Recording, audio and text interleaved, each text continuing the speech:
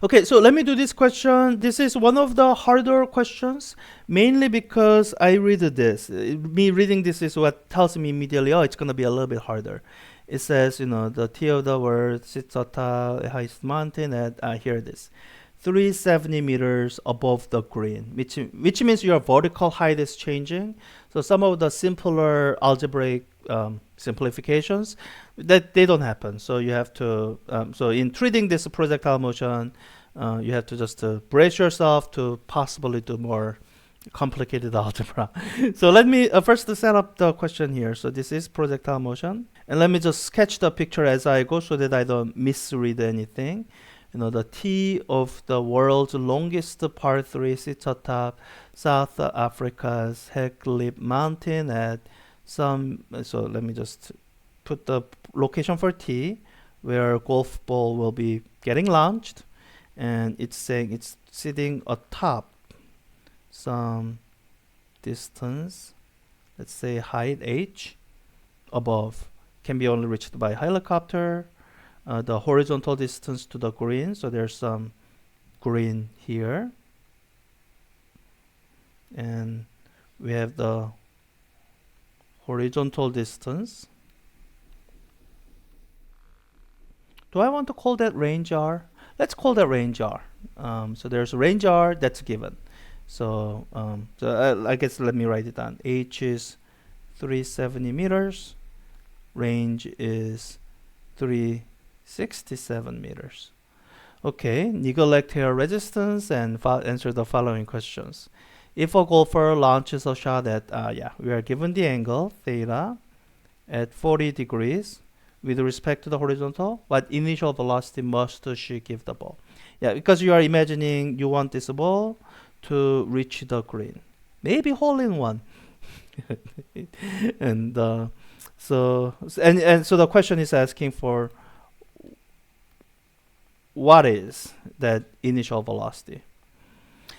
Okay, now I will tell you a little bit of secret. Kind of doesn't matter what the question asks. In a projectile motion question, almost always you're going to have to do this the same thing. You're going to have to break up the motion into x and y component.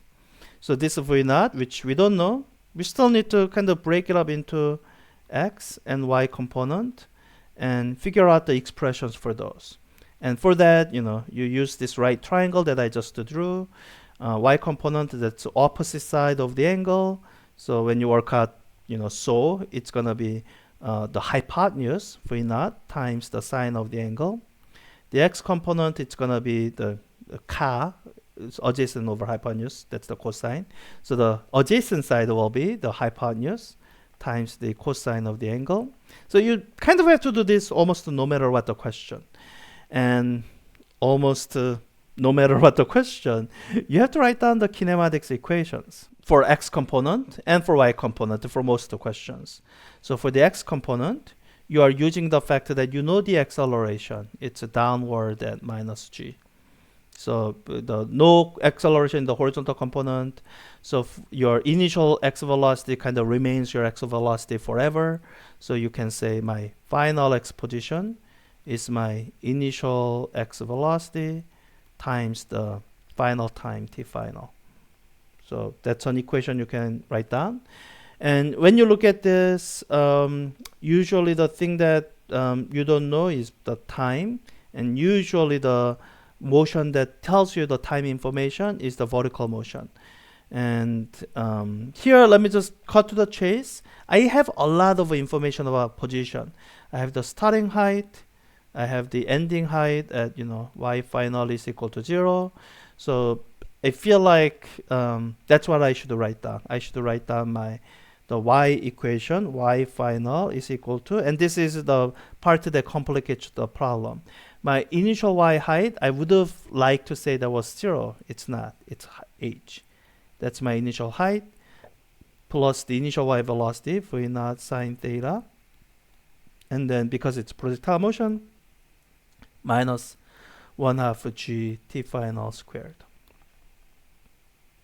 I can do some simplification just recognizing that I know, saying that x, so with the assumption that t final is the moment it hits the green, I know x final. My x final is simply the range r, the number that I'm given. And I also know the y final. At t final, when it hits the green, my y final should be 0. And now here, oh, I forgot a term here, v naught sine theta t final. Here you can't just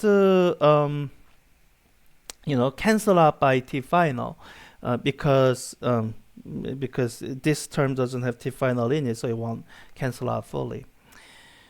So at this step is where you want to slow down a little bit. First, I guess take a stock of the information you have. You do want to make sure that you have enough information to finish solving this question. And by information, I mean equations. I have 2 equations. So I'm hoping I only have 2 unknowns. If I have more than 2 unknowns, then I gotta go looking for more equations, more information. So I know R. I don't know V naught. I'm trying to find that. I know theta. I don't know t final. I don't know t final. So far I counted the 2 unknowns. Let's see. H I know. The everything else here I think is unknown or something I already counted, like V naught, which I already counted, and t final, which I already counted. So 2 equations, 2 unknowns. It's solvable. It's doable. It's really only the question of algebra, And let me give you this advice. The technique that works best, or that works almost all the time, that's what I mean by works best, is the substitution. You can make it very organized using substitution. First, you decide what quantity you want to kind of have numerical values for first. Here, that's kind of given to you by the problem arrangement. I want V naught, numerical value the first. Then paradoxically, what you don't do is you don't solve for this right away. Because whatever I'm solving for right now, that's the variable I'm going to eliminate. So if I solve for V naught, I'll be eliminating it, so I don't want to do that. So let me solve for t final. And you have a choice. You can solve it out of your second equation, or you could solve it out of equation 1. And sometimes I think people might, out of habit, try to solve for time out of the y component. And I just say, this equation looks complicated. I have to use quadratic equation and all that. I feel a lot more comfortable working with my simpler equation first. I can solve this for t final kind of a lot more easily because all I have to do is a simple kind of linear algebra, divide up by v naught cosine theta. Then I end up with, I'm gonna write t final on the left hand side. That's equal to the previous left hand side, which should be r divided by v naught cosine theta. So once I have this is my tool to eliminate t final from everywhere. So in equation 2, I have t final in a couple places. I substitute this in. So from 2, I have 0 is equal to h plus v naught sine theta, and plug in t final, r over v naught sine theta. Ooh, I get something that I'm excited about. Let me finish writing this down.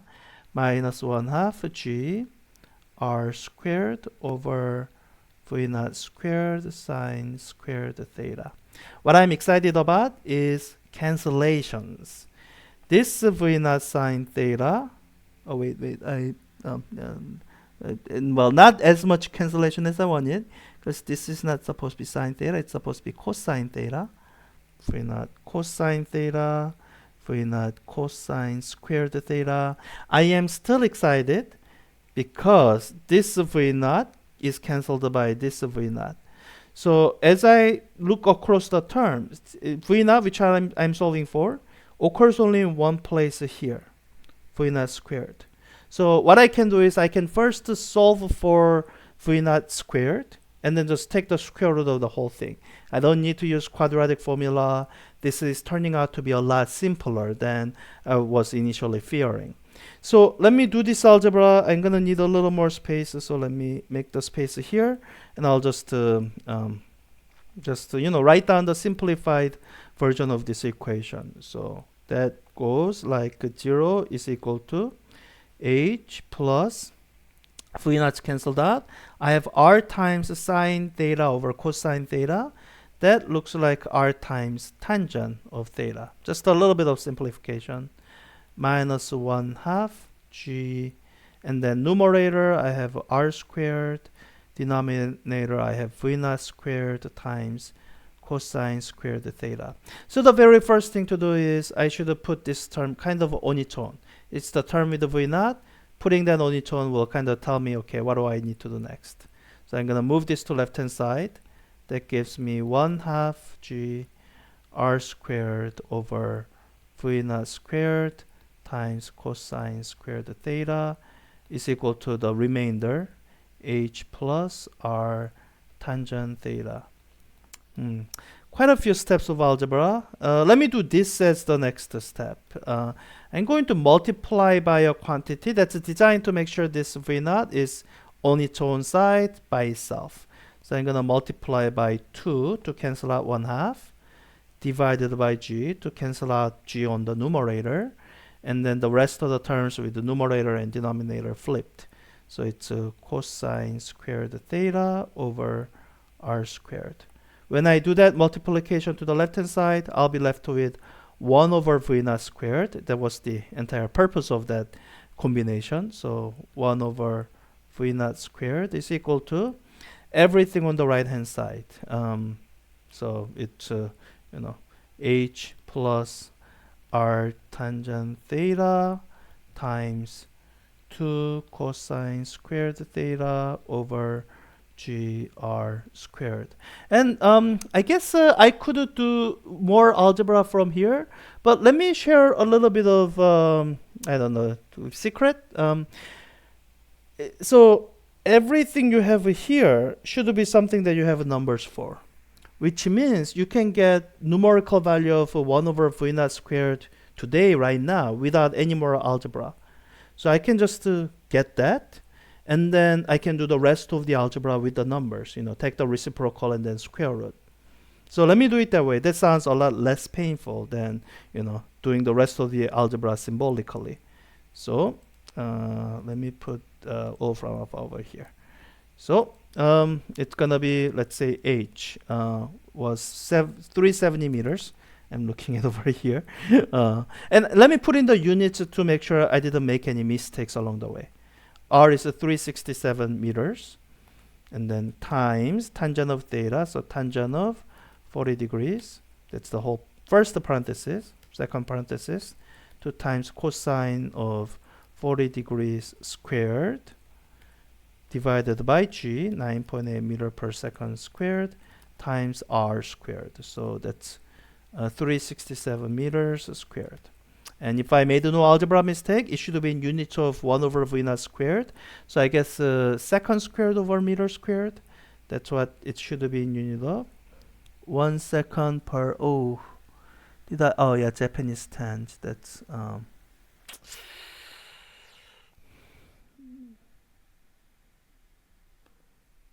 I don't know why, degrees maybe? Wolfram alpha gets confused with the tangent a lot. Let's do it this way. Instead of writing it as tan, let's write it as sine of 40 degrees over cosine of 40 degrees. I don't know why Wolfram alpha gets confused by tangent that often. So I think I'm all good. Yeah, the length. So this is the right unit. So I'm gonna do this.